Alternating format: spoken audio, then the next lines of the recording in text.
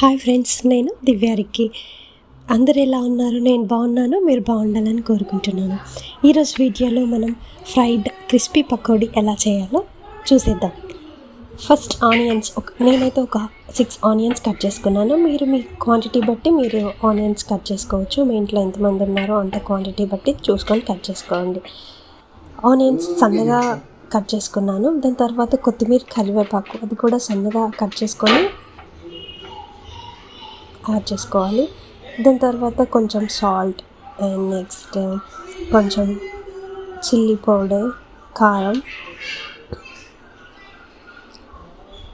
దీని తర్వాత కొంచెం మసాలా, హోమ్ మేడ్ మసాలా, నేనైతే ఇంట్లో తయారు చేసుకున్న మసాలా వేసాను.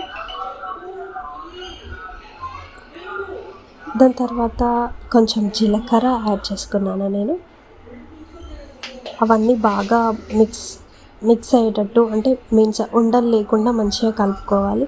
నేనైతే కొంచెం మళ్ళీ పిండి యాడ్ చేశాను. నాకు కొంచెం క్వాంటిటీ ఎక్కువ ఉండాలి అని చెప్పి నేను మళ్ళీ కొంచెం పిండి యాడ్ చేశాను. దాని తర్వాత కొన్ని వాటర్ యాడ్ చేయాలి. వాటర్ యాడ్ చేసి నేను వీడియోలో చూపించిన విధంగా ఉండలు లేకుండా మంచిగా మిక్స్ చేసుకోవాలి.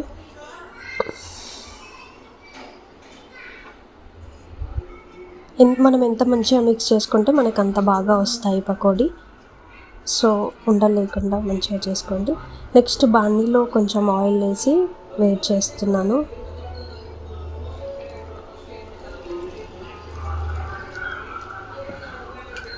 అలాగే కొంచెం కొంచెం ఎంత చిన్నదిగా వేస్తే మనకు అంత మంచిగా ఫ్రై అవుతుంది.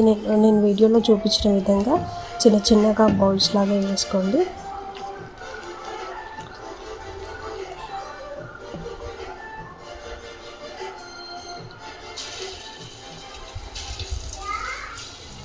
ఆయిల్ క్వాంటిటీ బట్టి మనం ఎన్ని వేయాలో చూసుకొని మనం వేసుకోవాలి.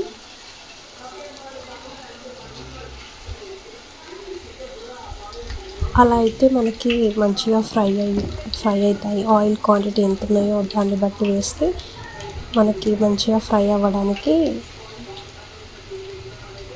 బాగుంటుంది. క్రిస్పీగా అంటే రెడ్డిష్ కలర్లో వచ్చేలాగా వేయించుకోవాలి.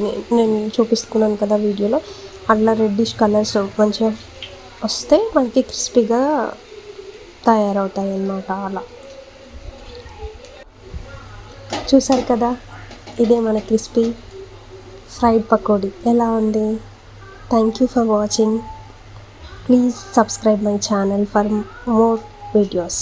Thank you for support me.